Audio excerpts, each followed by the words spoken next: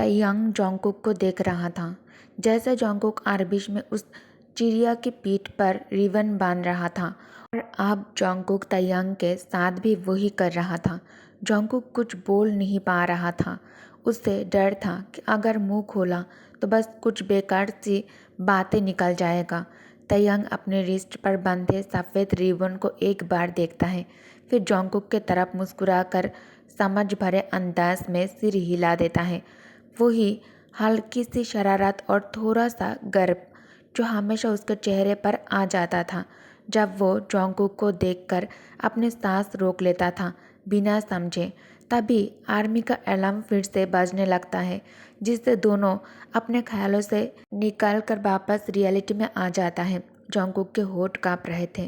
वो अभी भी जाना नहीं चाहता था ताइयांग को छोड़कर।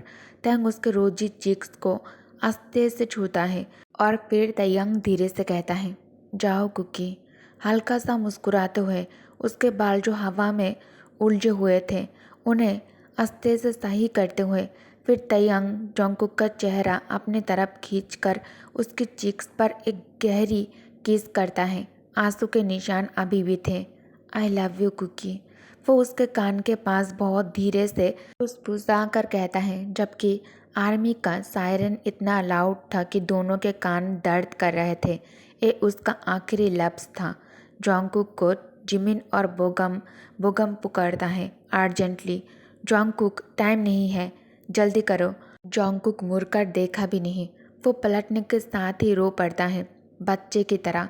आंसू रुक ही नहीं रहे थे। जोंगकुक चल रहा था बिना रुके, बिना पीछे देखे। उसके मन में एक ही सोच था, अगर वो हल्का दिल से जाए तो ताइयांग भी हल्का दिल से लौट आएगा, बिल्कुल उन आर्विश की चिड़ियों की तरह जो हमेशा वापस आ ही जाती थी। बर्बाद शहर सुबह की रोशनी में भी और भी ज़्यादा खौफनाक लग रहा था। मोड़ पर पहुंचने से पहले ताइयांग एक बार पीछे मुड़कर जोंगकुक को देखता है। उसके ब्लॉन्ड बाल पंख की तरह पीछे उड़ रहे थे। ताइयांग उस एक पल को अपनी आंखों में बसा लेता है और फिर से चल पड़ता है उस दुनिया की तरफ जो अब एक बैटल फील्ड बनने वाली थी। उसी सुबह कॉन्फेडरेट आर्मी ने नॉर्थर्न ब्लॉकेड तोड़कर एंट्री किया। वही दिन था जब वार के बाद सबसे बड़ा बैटल शुरू हुआ। सियाना के आसमान बिल्कुल साफ था, पर हवा में सिर्फ जंग की सन्नाटा और टेंशन थी। सिटी के रास्तों पर जरा सी देर में हल्ला मच गया। लोकल पेपर के डिलीवरी बॉयज दौड़ दौड़ कर न्यूज़ बांट रहे थे। एक कैफ़े में विंडो के पास बैठी आयु सब कुछ चुपचाप देख रही थी जब से वार शुरू हुई थी और मर्दों को फ्रंट भेजा गया। शहर में सिर्फ औरतें और बच्चे रह गए थे। हवा में उदासी थी और सब चिंता में जी रहे थे। वार फ्रंट से आई न्यूज़ अब उन्हें तसल्ली नहीं देती थी। बार्क के आर्मी जो पहले ताकतवर थी अब ईद की फोर्स के सामने पीछे हट रही थी। ईद ने सियाना को वापस ले लिया था और अब बार्क के सियाना उत्तर की तरफ धकेल दी जा रही थी। यूनियन के रिसेंट अटैक भी सक्सेसफुल थे और दोनों देशों के बीच तनाव बढ़ रहा था। अब तो लग रहा था कि आने वाले दिनों में कोई अच्छी खबर नहीं आएगी। न्यू ईयर भी नज़दीक था, पर उसका एक्साइटमेंट भी ये उदासी दूर नहीं कर पा रहा था, क्योंकि कोई नहीं जानता था कि उनके प्यारे लोग घर कब लौटेंगे और क्या वो जीत कर लौटेंगे भी या फिर नहीं। एम्पायर अपने लोगों से किया हुआ प्रॉमिस पूरा नहीं कर पाया था। ज़्यादा टेंशन मत लो लेडी आयु, ड्यूक किम ज़रूर ठीक ठाक वापस आ जाएंगे, उन लेडीज़ में से एक ने कैफ़े में कहा। बिल्कुल, चाहे बैटल कितनी भी टफ हो जाए, ड्यूक किम तयंग सेफ ही लौट कर आएंगे।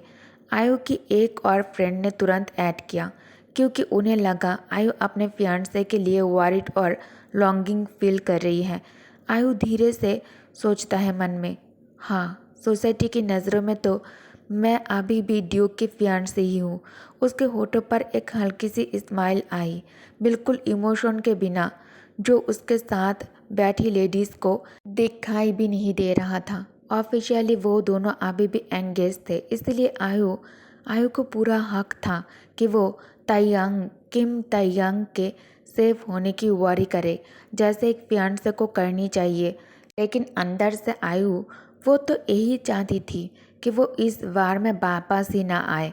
कभी शायद जब बिटरनेस कम होती वो कुछ और चाहती, पर अब नहीं। अब उसे क्लियरली दिख रहा था कि वो उसका होने वाला हस्बैंड कभी नहीं बनेगा। फिर भी सोसाइटी के सामने उसे अपनी इमेज मेंटेन करनी थी, एक्टिंग करनी थी जैसे वो ड्यूक की केयर करती हो हमेशा की तरह। वो ये सोचती रहती थी नेक्स्ट न्यूज़ क्या आएगी। हर लेटर जो उसे मिलता था मोस्टली जिमिन के अपडेट्स। वो सिर्फ वॉर फ्रंट की खबर देता। तयंग अभी भी वॉर में था और आयु ने उसके बारे में कुछ नहीं सुना था, सिर्फ उन लेटर्स के थ्रू। जिमिन हमेशा उसे सब कुछ डिटेल में बताता।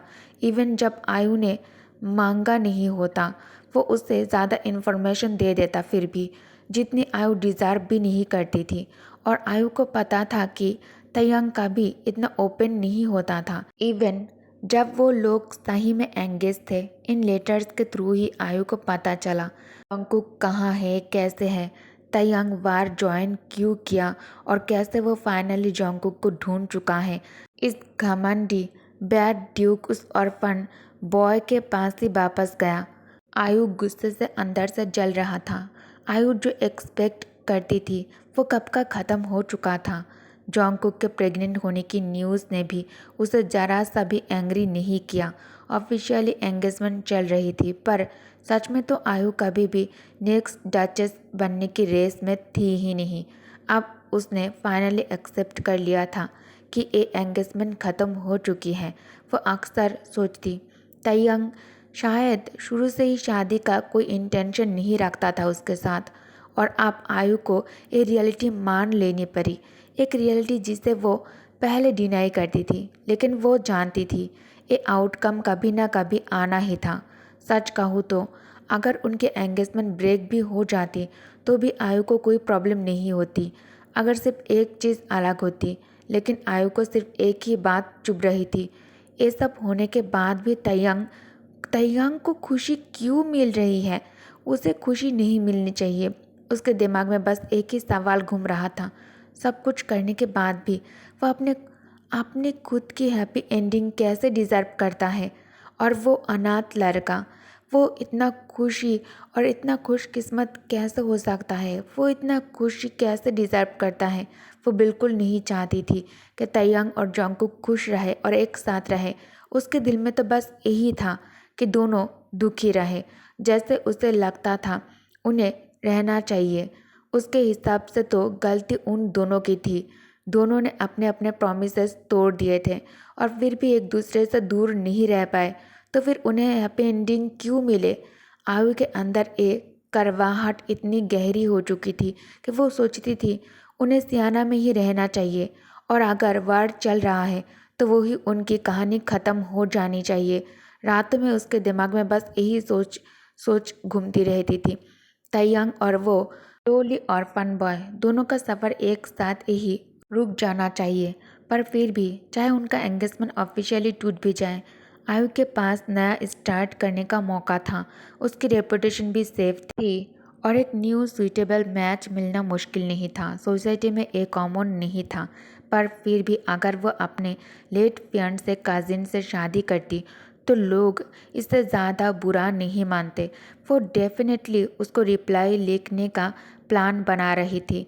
बाहर वो अपनी फ्रेंड के साथ नॉर्मल कन्वर्सेशन कर रही थी, पर अंदर ही अंदर उसका दिमाग उस लेटर में अटका हुआ था जो जिमिन ने उससे भेजा था। सबसे ज़्यादा उसके दिमाग में बस उस कन्फ्यूजन की लाइन चल रही थी। जिमिन के फेयरवेल वर्ड्स कुछ और थे, पर सच ये था कि उसके फीलिंग्स अब भी स्ट्रॉन्ग थे। आयु ने सोचा था कि वो उसे हमेशा के लिए खो चुकी है, पर ये जानना कि वो अब भी उससे प्यार करता है उसे थोड़ी देर के लिए रिलीफ दे गया।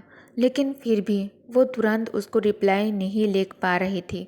उन दोनों ने इतना टाइम गलत डिसीजन में वेस्ट कर दिया था। इस बार वो चाहती थी कि अपना प्यार परफेक्ट वर्ड्स में एक्सप्रेस करे उस आदमी के लिए जिसका दिल उसने इतनी सेल्फिशली तोड़ दिया था। क्योंकि इस बार वो एक ऐसी एंगेजमेंट चाहती थी जिसमें दिल और दिमाग दोनों एक जैसा सोचे, एक यूनियन जो लव और रिस्पेक्ट से बना हो, बिल्कुल अलग उस फेक एंगेजमेंट से जो ड्यूक किम तैयांग के साथ थी। और अगर फ्यूचर में तैयांग रो भी दे तो वो भी आंसू खुशी के होंगे, दर्द के नहीं। जब घर जाने का टाइम हुआ तो एक एक करके सब लेडीज निकल गई। उनके रोज़ रोज़ के गैदरिंग्स अब सिर्फ फॉर्मेलिटी बन गए थे। वार की न्यूज़ ने सबका मूड ही बदल दिया था। ओके गाइस, तो इस पार्ट को मैं यही एंड करती हूँ। Thank you for watching. Bye bye.